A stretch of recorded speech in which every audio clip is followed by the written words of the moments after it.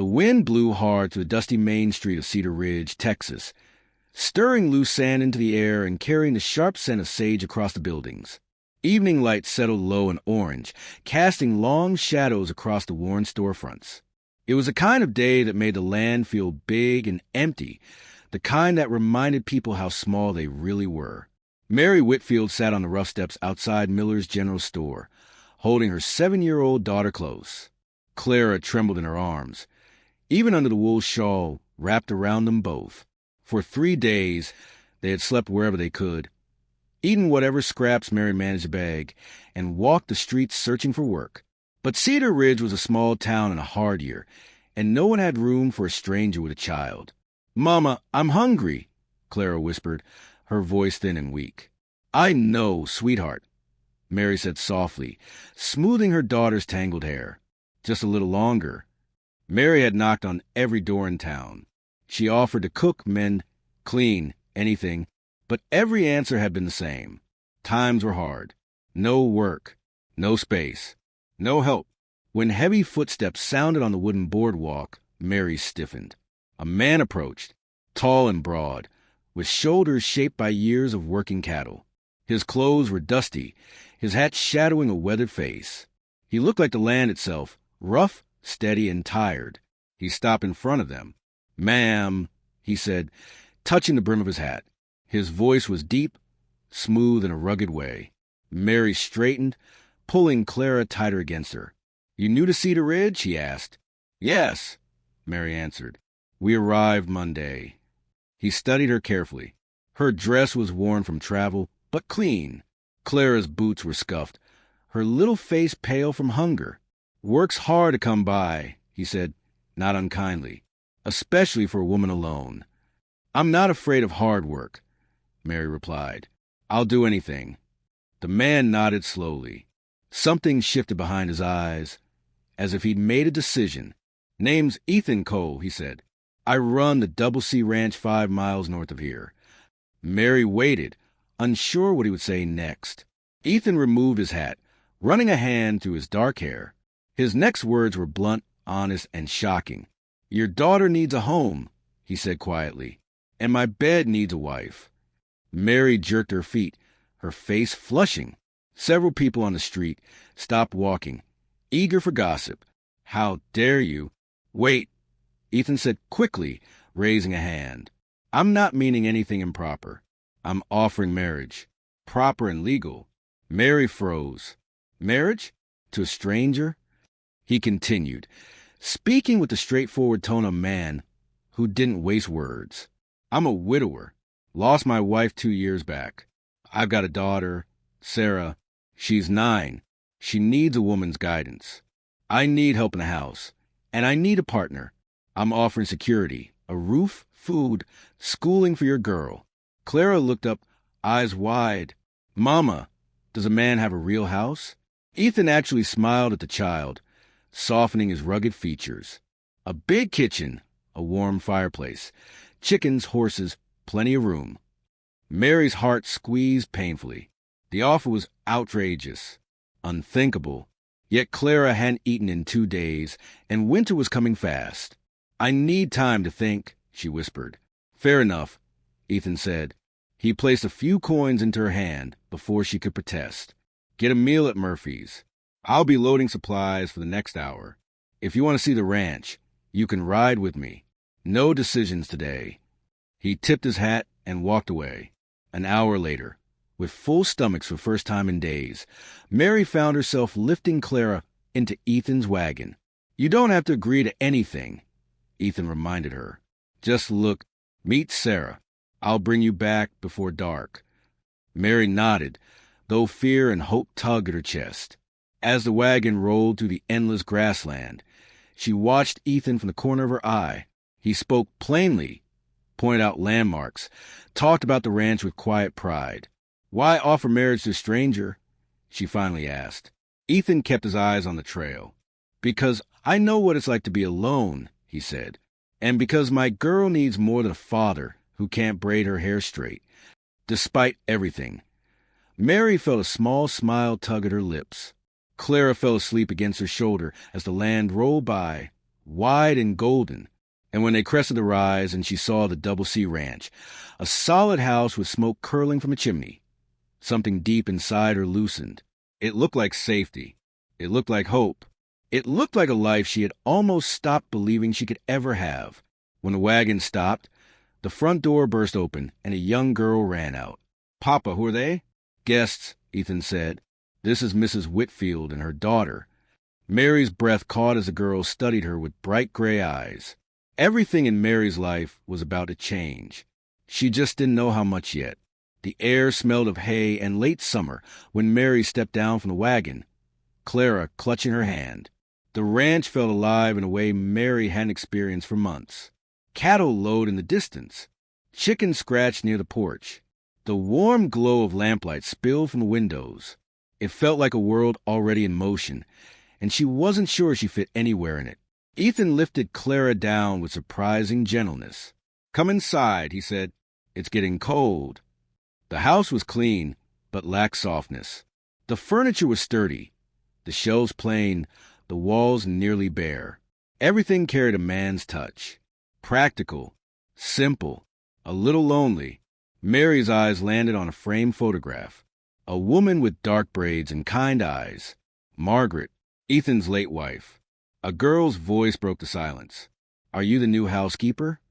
Sarah asked, her head tilted, her tone direct. She had her father's gray eyes and her mother's sharp gaze. Her boots were muddy from climbing fences, and her dress showed signs of patching done by someone unfamiliar with a needle. Mary felt heat rise to her cheeks. "We're just visiting," she said. "For now," Ethan added. Sarah studied Mary with interest, then moved on to pester Clara with questions about riding, sewing, and whether she could help catch frogs in the creek. Mary followed Ethan into the kitchen. The wooden table was spotless, a little too spotless, as if no one used it much. He set 10 cups of milk in front of the girls and poured coffee for them both. "I need to explain myself better," Ethan said. Mary folded her hands tightly around her cup. The warmth steadied her. "I'm not a man who speaks in fancy ways," he began. "Out here, life's simple. Hard, but simple. My wife died 2 years back. Childbirth took her and the babe." His voice roughened, but he kept going.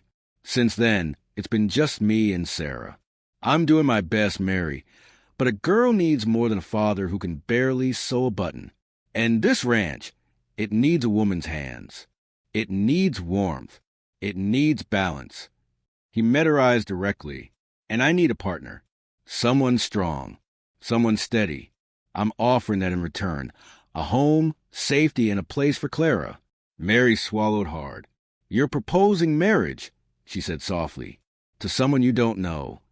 "People out here marry strangers every day," Ethan replied. "Mail-order brides travel across states for men they never met." "But why us?" she whispered. "You could find someone else. Someone without baggage." Ethan considered this a moment. "When I saw you holding your daughter on those steps," he said, "chin high, even when you were hungry, I saw strength. Margaret had that. You remind me of her. Not in looks, in spirit." The comparison didn't sting. Not the way Mary expected. It felt sincere. Mary took a shaky breath. "I should tell you something," she said. "My husband didn't just die. He was killed. He owed debts. Bad debts." "Denver?" Ethan asked quietly. She nodded. "That's a rough city," he said. "But this is Texas. We protect our own." Their eyes held for a long moment, something warm and frightening blooming between them. "Mama," Clara called from the other room. "Sarah says there's kittens in the barn." Mary exhaled. Ethan stood. "You can stay the night. Guest room's clean. In the morning, I'll show you the ranch. No pressure. You decide when you're ready."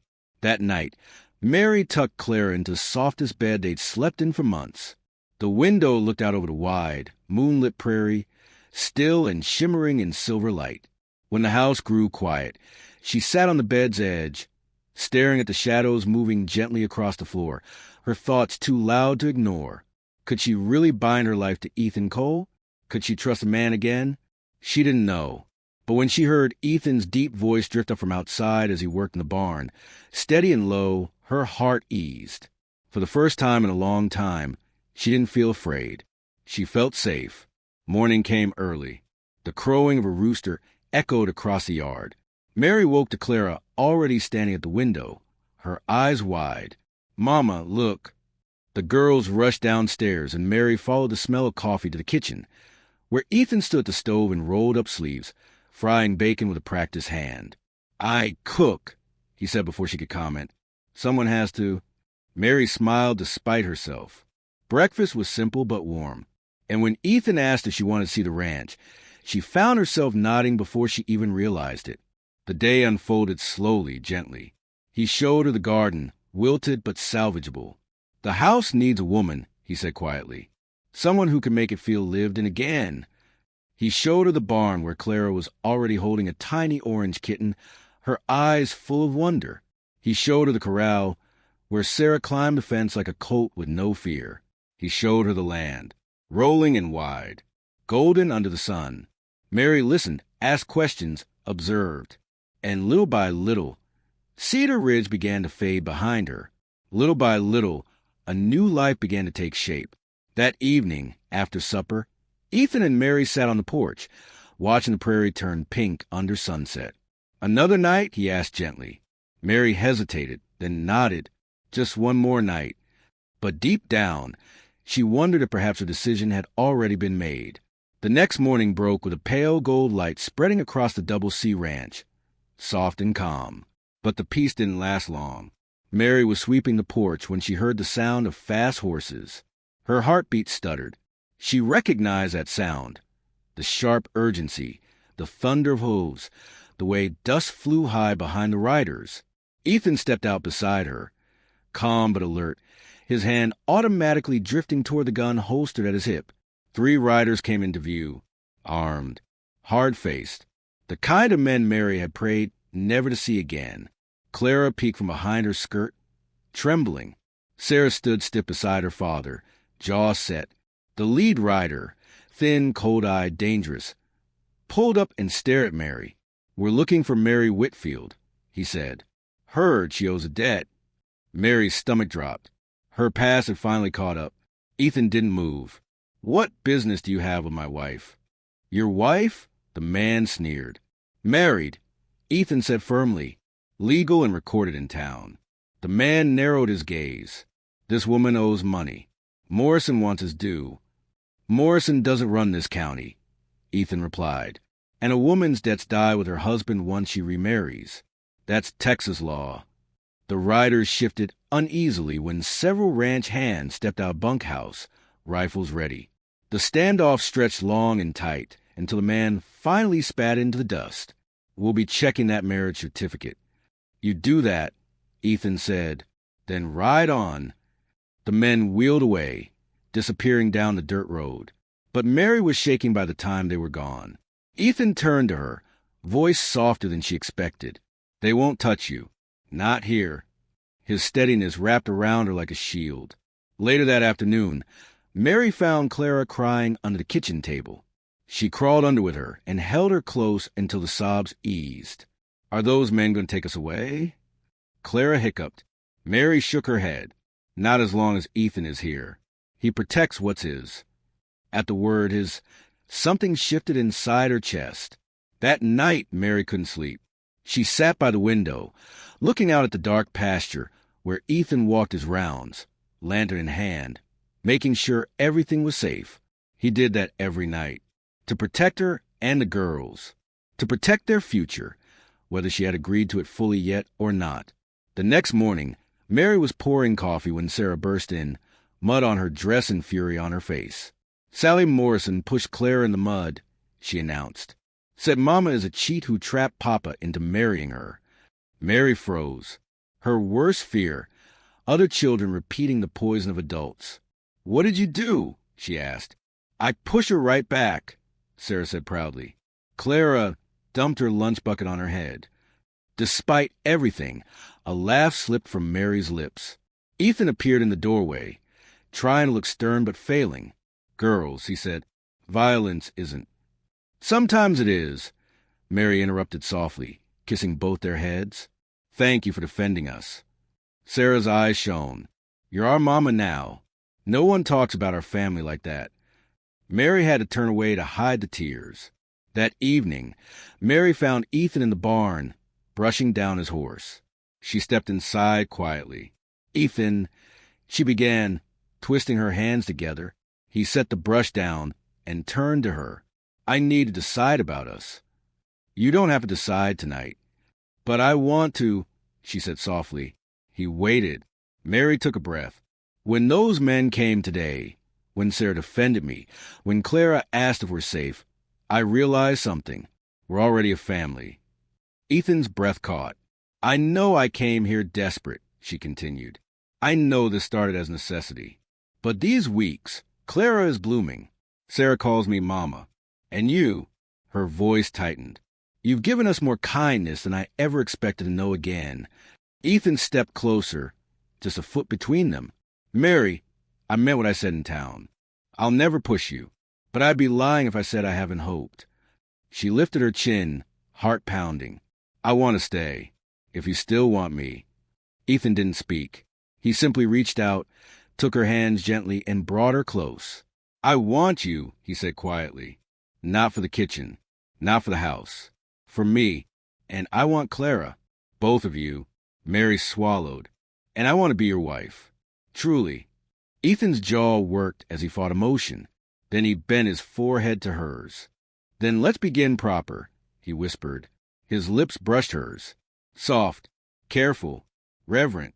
Mary trembled, but not from fear. For once, she wasn't falling. She was being caught. Winter settled in cold and fast. The ranch became their world.